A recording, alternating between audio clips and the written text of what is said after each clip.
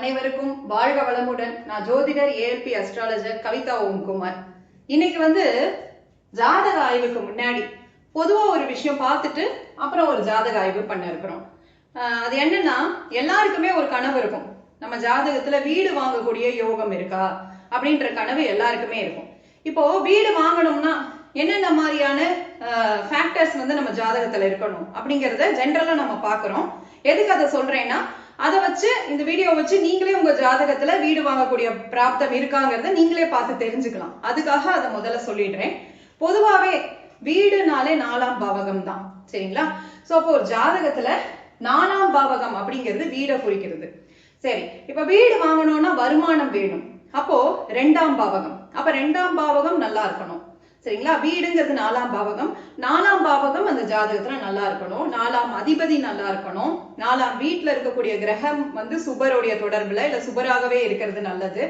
இதே மாதிரி 2ஆம் வீடு வருமானம் வேணும் இல்லையா? வீடு வாங்கணும்னா அந்த வருமானம் தரக்கூடிய 2ஆம் வீடு அதோடைய அதிபதி எல்லாமே நல்ல நிலையில இருக்கணும், சரிங்களா? அதே மாதிரி 11ஆம் வீடு, அப்ப லாபம், அந்த வீடுனால ஒரு ஆதாயம், நம்ம மேல மேல சொத்துக்கள் வாங்குறது அப்படிங்கிறது 11ஆம் வீடு. 11ஆம் வீடும் நல்லா இருக்கணும், சரிங்களா? அப்பதான் அந்த ஜாதகரால வீடு வாங்க முடியும். அப்போ என்னென்ன பார்க்கணும்னா, இப்ப நீங்க முதல்ல உங்க ஜாதகத்தை எடுத்து 4ஆம் வீடு எப்படி இருக்குன்னு பார்க்கணும். 4ஆம் வீட்டுடைய அதிபதி எப்படி இருக்கிறாரு அப்படிங்கிறத பார்க்கணும். அவங்களுடைய நிலை ஏதோ பாவிகள் தொடர்பு இல்லாத சுப தொடர்புல இதெல்லாமே இணைஞ்சு நல்லா இருக்கணும். அதே மாதிரி வருமானம் தரக்கூடிய 2ஆம் வீடு எப்படி இருக்குன்னு பாக்குறது நல்லது. அதே போல 11ஆம் வீடை பாக்குறதும் நல்லது. இதே மாதிரி அதையும் செக் பண்ணிக்கணும். அதே மாதிரி முக்கியமா பார்த்தோம்னா உங்க லக்னம் வலுவா இருக்கணும். இப்ப எதுவுமே ஒருத்தர் வீடு வாங்கணும், பணம் எல்லாம் இருக்கும் அவருக்கு, ஆனா அவர் லக்னம் வலுவா இல்லாதனால அது ஒரு அசால்ட்டாவே அந்த பணத்தை ஹேண்டில் பண்ண தெரியாத ஒரு பர்சனா இருக்கலாம், சரிங்களா? சோ அப்ப லக்னம் வலுத்திருந்தாதான் அவங்களுக்கு அந்த தாட் ப்ராசஸே வரும், சரிங்களா? சோ அப்ப அந்த லக்னமும் நல்லா வலுத்திருக்கணும். இதெல்லாம் தாண்டி வீடு வாங்குறதுக்கு ஏத்த மாதிரியான தசா புக்தி அந்த ஜாதகருக்கு வந்திருக்கணும். அந்த தசா புக்தியில தான் அவங்களால அந்த ஜாதகத்துக்கு வீடு வாங்க முடியும்னு இருக்கும். சில தசா புக்திகள் இருக்கும். அந்த தசா புக்தி, அந்த 4ஆம் வீட்டோட தொடர்புடைய தசை புக்தி வரணும், சரிங்களா? இப்போ உதாரணத்திற்கு ஒருத்தருக்கு மேஷ லக்னம்னு வச்சுக்கோங்களேன். அவங்களுடைய 4ஆம் வீடு அப்படின்னு சொல்லி பாக்குறப்ப மேஷத்துக்கு 4ஆம் வீடுங்கிறப்போ கடகம் வருது. அப்ப கடகம் சந்திரனுடைய வீடு. அப்ப சந்திரன் தொடர்புடைய தசை புக்தி அப்படி நடக்கிறப்ப அது ஒரு வீடு வாங்குறதுக்கான வாய்ப்புகளை கொண்டு வரதுக்கு கொடுக்கும், சரிங்களா? அதுலயுமே சுபருடைய தசை ஏதாவது நடக்குதுன்னா இன்னுமே அந்த சான்சஸ் அதிகமாகும். இந்த மாதிரி இத்தனை ஃபேக்டர் செக் பண்ணி தான் ஒரு வீடு வாங்குற யோகம் எப்ப இருக்கு அப்படிங்கறத நம்ம பாரம்பரிய முறையில சொல்ல முடியும். அடுத்தபடியாக இப்போ அதுல உங்களுக்கு இப்ப நான் சொன்னது ஏற்கனவே ஜோதிடம் தெரிஞ்சவங்களுக்கு ஓரளவு இப்ப நான் சொன்னதே புரியும். இப்ப புரியாதவங்க, இப்ப எனக்கு ஜோதிடமே தெரியாது அப்படிங்கிறவங்களுக்கு ஒரு உதாரண ஜாதகம். இவர் இந்த ஜாதகர் எப்பன்னா கொஞ்சம் லேட்டா வீடு வாங்கினாப்ல, வீடு இல்ல இடம் வாங்கினாப்ல. அவரு ஏன் அந்த சமயத்துல அமைஞ்சது அப்படிங்கிற மாதிரி ஒரு உதாரண ஜாதகம், சரிங்களா? சோ அதை இன்னைக்கு உதாரண ஜாதகம் ஒண்ணு இந்த சேனல்ல நம்ம போடுறோம். இப்ப இந்த ஜாதகருடைய பிறந்த லக்னம் என்னன்னு சொல்லி பார்த்தோம்னா மிதுன லக்னம். லக்னத்தோட அதிபதி புதன், லக்னத்துக்கு 12ஆம் வீட்டுல இருக்கிறாரு. ஆனா சந்திரன் ஆட்சி, அதாவது உச்சம் பெற்ற சந்திரனோட தொடர்புல புதன் இருக்கிறது நல்ல விஷயம். லக்னாதிபதி புதன் இங்க இருக்கிறாரு. அதே போல லக்னாதிபதிக்கு குருவோட பார்வையும் கிடைக்குது. சோ லக்னம் ஓரளவு வலுவா இருக்கு இந்த ஜாதகத்துல அப்படிங்கறத நம்ம புரிஞ்சுக்கலாம். அடுத்தபடியா லக்னத்துல எந்த கிரகமும் இல்ல, சரிங்களா? சோ இப்ப இந்த வகையில பாக்குறப்போ, ஆனா லக்னத்தை சனி பார்வையும் இருக்கு, பட் குரு பார்வை லக்னாதிபதிக்கு இருக்கிறதுனால ஓரளவு இந்த ஜாதகம் நல்ல வலிமையா இருக்கு அப்படிங்கறத தெரிஞ்சுக்கலாம். அடுத்தபடியா இந்த ஜாதகருக்கு வீடு அப்படின்னு நான் சொன்னக்கூடிய 4ஆம் பாவகம் அப்படின்னு பாக்குறப்ப இந்த கன்னி வீடு தான் வீடு வாங்குற பிராப்தத்தை கொடுக்குது அப்படின்னு தெரிஞ்சுக்கணும். இப்ப இந்த 1 மிதுன லக்னக்காரவங்களுக்கே 1-4க்கான அதிபதியா புதன் வருவாரு. அப்ப புதன் சம்பந்தப்பட்ட தசா புக்தி நடக்கிறப்ப பாசிபிலிட்டி அதிகமா இருக்கும் இவங்களுக்கு வீடு கிடைக்கிறது, சரிங்களா? இப்போ இங்க இந்த 4ஆம் வீடோட அதிபதி புதன், அவர் தான் லக்னாதிபதி. அவர் மறைஞ்சிருக்காரு, ஆனாலும் அவர் நல்ல நிலையில இருக்கிறார். குரு சந்திரன் எல்லா பார்வையோட புதன் நல்ல நிலைமையில இருக்கிறார். அப்ப ஜாதகருக்கு வீடு உண்டு அப்படிங்கிற பிராப்தம் இருக்கு, சரிங்களா? இது இப்ப நான் சொன்னது வீடு பாக்குறதுக்கான ஆப்ஷன். இதுக்கு அடுத்தபடியா சில கிரகத்தையும் நம்ம சேர்த்து செக் பண்ணணும். இப்ப வீடு மனை வாகனம் வாங்கணும்னா செவ்வாய், இப்போ நிலம் வாங்கணும்னா செவ்வாய் நல்லா இருக்கணும் ஜாதகத்துல. அதே மாதிரி நல்ல ஒரு லக்ஸரியான ஒரு வீடு அப்படி வாங்கணும்னா, அழகான வீடா வாங்கணும்னா அது சுக்கிரன் சம்பந்தப்படணும்.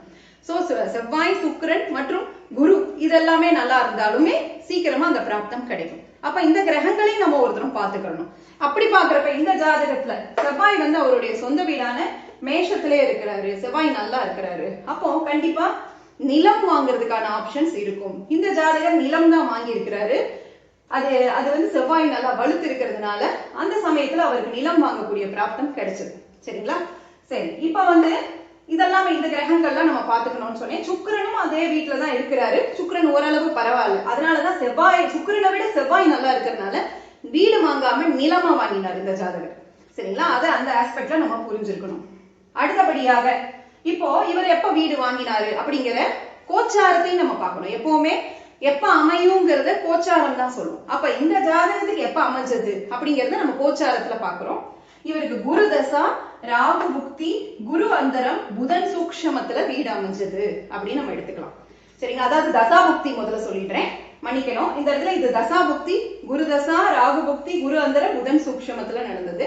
இப்ப கோச்சார நிலை அப்படின்னு பாக்குறப்போ இவர் வீடு வாங்கின அந்த இடம் வாங்கின மன்னிக்கணும் இவர் இடம் வாங்கினாரு. இடம் வாங்கின அந்த சமயத்துல கோச்சார குருவும் 4ஆம் வீட்டுல இருக்கக்கூடிய இந்த குருவோட இந்த 4ஆம் வீட்டோட தொடர்புக்கு வருது. 7ஆம் பார்வையா கோச்சாரத்துல குரு வந்து 4ஆம் வீட்டுல பார்வை கொடுக்கிறாரு. இது ஒரு ஆஸ்பெக்டா இருந்தது. அதுக்கு முன்னாடி 4ஆம் வீட்டோடைய அதிபதி 12ல இருக்கிறாங்கன்னு சொல்லி பார்த்தோம்.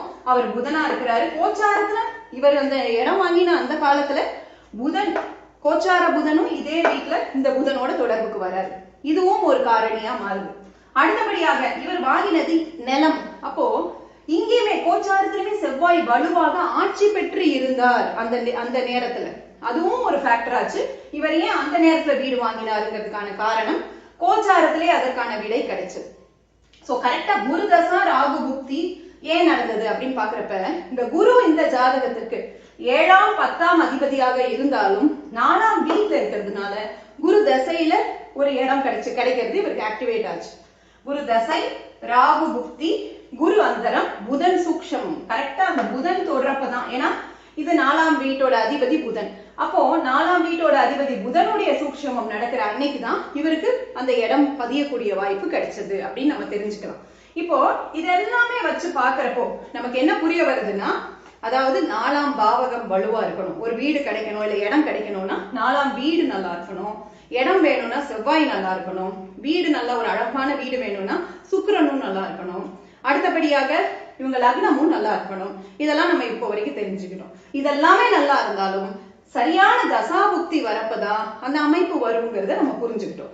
அதே மாதிரி கோச்ச மாதிரி பார்த்தோம்னா இந்த கோச்சாரத்திலேயே சாதகமான சூழ்நிலை. உதாரணத்துக்கு இந்த ஜாதகத்துல எடுத்துக்கிட்டோம்னா குரு பார்த்தோம்னா அந்த சமயத்துல கோச்சாரத்துல இந்த குரு வந்து மீனத்துல இருந்து இந்த 4ஆம் வீடு இந்த ஜாதகருடைய 4ஆம் வீட்டுல பார்வை செலுத்துறாரு அப்படிங்கிற ஒரு சாதகமான சூழ்நிலை இருந்தது. அது வந்து மெயினா இவங்களுக்கு அந்த இடம் வாங்குறதுக்கான காரணமா அமைஞ்சது. இப்படி எல்லா ஃபேக்டர்ஸையுமே நம்ம சேர்த்து வச்சுதான் ஒரு வீடு அமையுமா என்ன எதுங்கிறதுக்கு நம்ம வந்து எல்லா ஃபேக்டர்ஸையும் சேர்த்து பாக்குற மாதிரி தான் இருக்கும். சரிங்களா? சரியா, இது வந்து நம்ம பாரம்பரிய முறையில இப்ப பார்த்து ஆய்வு பண்ணோம். இதே ஜாதகத்துக்கு நம்ம ஏஎல்பி பார்க்க இருக்கிறோம். சரிங்களா? இப்போ இந்த ஜாதகர் இந்த இடம் வாங்கின சமயத்துல இவருடைய ஏஎல்பி வந்து துலாம்ல போயிட்டு இருந்தது. என்ன நட்சத்திர புள்ளினா விஷாக 2ஆம் பாதம் போயிட்டு இருந்தது. சரிங்களா? இப்ப இவருடைய ஏஎல்பில இருந்து 4ஆம் வீடு அப்படின்னு சொல்லி பாக்குறப்ப அது வந்து மகரமா இருக்கு. அந்த வீட்டிற்கான அதிபதியா சனி இருக்கிறாரு. சனி எங்க இருக்கிறாருன்னா ஏஎல்பிக்கு 12ஆம் வீட்டுல இருக்கிறாரு. ஜாதகர் வீடு சம்பந்தமான விரயம் பண்ணுவாரு, நிலத்துக்காக விரயம் பண்ணுவாரு அப்படிங்கறது அமைப்பு அந்த இடத்துல இருக்கு. இப்போ இங்க பாத்துட்டோம்னா இந்த விஷாக நட்சத்திர புள்ளி போறப்போ அந்த குரு நட்சத்திர புள்ளியோடைய அதிபதி குரு வந்து 4ஆம் அதிபதியோட தொடர்புல இருக்கிறாரு. இந்த இடத்துல ஏஎல்பி படியும் பாக்குறப்ப அப்படி நடக்கிறப்போ அவருக்கு அந்த வீடு வாங்கக்கூடிய யோகம் வந்து அந்த வீடுல இடம் வாங்கக்கூடிய யோகம் வந்து அந்த பாக்கியம் வந்து அந்த சமயத்துல ட்ரிகர் ஆச்சு அப்படிங்கறத நம்ம ஏஎல்பி மூலமாவும் இந்த இடத்துல புரிஞ்சுக்கிறோம். சரிங்களா? இப்படி உங்களுக்கு எப்ப வீடு வாங்குறது இதே போல நீங்களுமே ஆய்வு செஞ்சுக்கலாம் உங்க ஜாதகத்தை. இல்ல நான் ஆய்வு பண்ணி தரணும் அப்படின்னு விருப்பப்பட்டீங்கன்னா நீங்க உங்களுடைய இந்த ஸ்கிரீன்ல வரக்கூடிய இந்த நம்பர்ல கான்டாக்ட் பண்ணுங்க. அப்பாயின்மெண்ட் வாங்கிட்டு வீடு மட்டும் இல்ல திருமணம் எப்ப நடக்கும், குழந்தை பாக்கியம் எப்ப கிடைக்கும், இது போன்ற நிகழ்வுகள் எல்லாத்தையுமே நல்ல முறையில ஆய்வு பண்ணி உங்களுக்கு நான் சொல்ல முடியும். மிக்க நன்றி. வாழ்க வளமுடன். எல்லாருக்குமே நன்றி. என்னோட எல்லா குருமார்களுக்கும் நன்றி. இந்த அனைத்து முறைகளையும் சொல்லிக் கொடுத்த எல்லா குருமார்களுக்கும் நன்றி. ஸ்ரீ குருபியோ நமக. மிக்க நன்றி.